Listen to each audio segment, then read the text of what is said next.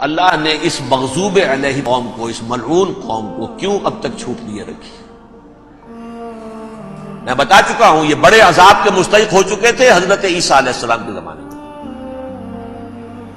چھوٹ دی ہے ابھی تک ہے، بلکہ ایک مرتبہ ابھارا ہے، 1900 برس کے بعد ابھرے ہیں یہ بالفور ڈیکلریشن 1917 سن 70 عیسوی کے بعد، تقریباً 1900 برس، 1850 برس تو ہے کم سے کم۔ پھر creation of Israel 1948، 1967 extension of Israel, یروشلم پر قبضہ، یہ سارا جو ہے کیوں ہے؟ اللہ تعالیٰ اس خیر امت محمد صلی اللہ علیہ وسلم اس کے بہترین حصے کو سزا ان ملعونوں کے ہاتھوں دے رہا ہے۔ کیوں؟ جو جرم انہوں نے کیا تھا وہی ہم نے کیا۔ انہوں نے اللہ کی کتاب کو پیٹھ کے پیچھے پھینکا، نبذ فریق من الذین اوتوا الکتاب کتاب اللہ وراء ظہورہم، ہم نے اپنی پیٹھوں کے پیچھے پھینکا کہ نہیں؟ کولونیل رول سے آزاد ہوئے، کہیں اسلامی قانون نافذ کیا، کہیں اسلامی نظام قائم کیا،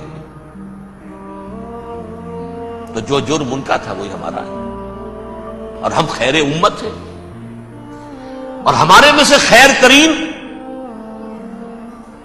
عرب ہیں، ان پر اللہ کا فضل، ان کی مادری زبان میں اللہ کی کتاب موجود ہے، پھر انہوں نے اللہ کے دین کو پیٹھ دکھائی۔ جو ملک آزاد ہوا کولونیل رول سے، یا اس نے قبلہ کر لیا اپنا ماسکو کی طرف یا کر لیا واشنگٹن کی طرف، کسی نے مکے کو قبلہ بنایا، یہ بدترین سزا ہے۔ ویل للعرب من شر قد اقترب۔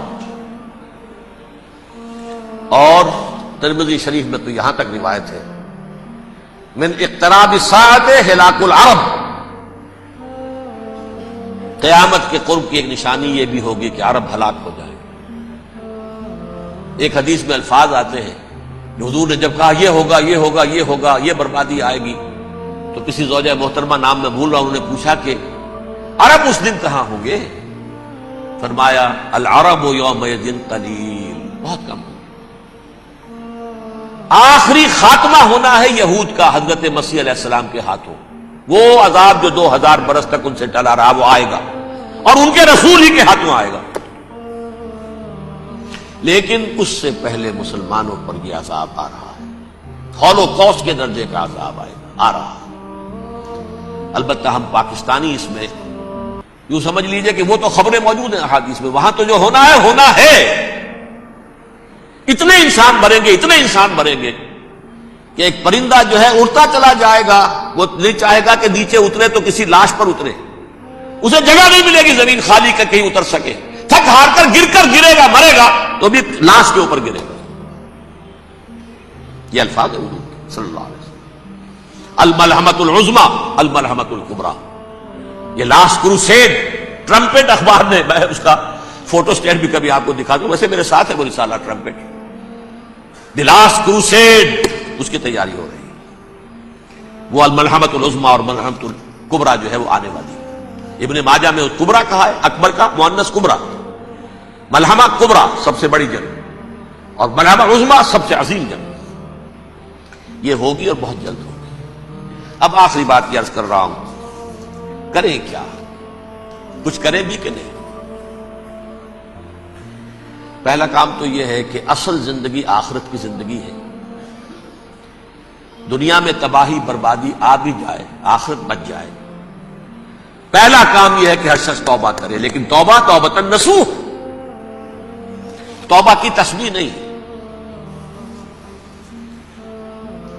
آیہ کریمہ کا ختم نہیں، لاکھ مرتبہ لا الہ الا انت سبحانک انی کنت، اس سے کچھ نہیں ہوتا۔ توبہ یہ ہے اپنی معاش کے اندر جھانکیے، اپنی معاشرت میں جھانکیے، جہاں جہاں اسلام کے خلاف کچھ نظر آئے پھینک دیجئے، نکال کر کاٹ دیجئے، بے پردگی ہے نکالیے، آپ کی کمائی میں کوئی حرام کا عنصر ہے ختم کیجئے، توبہ کیجئے، ابھی کیجئے، عملی توبہ. فرائض کی ادائیگی میں کوتاہی ہو رہی ہے، ابھی شروع کیجیے. اللہ کے دین کے غلبے کے لیے جد و جہد. ان صلاتی و نسکی و محیایا و مماتی للہ رب العالمین لا شریک لہ وبذالک امرت وانا اول المسلمین. بڑی ہے. اگر میرے اور آپ کے کیے کچھ نہ ہوا تب بھی کم سے کم میری اور آپ کی آخرت تو بن جائے گی، عاقبت تو بن جائے گی.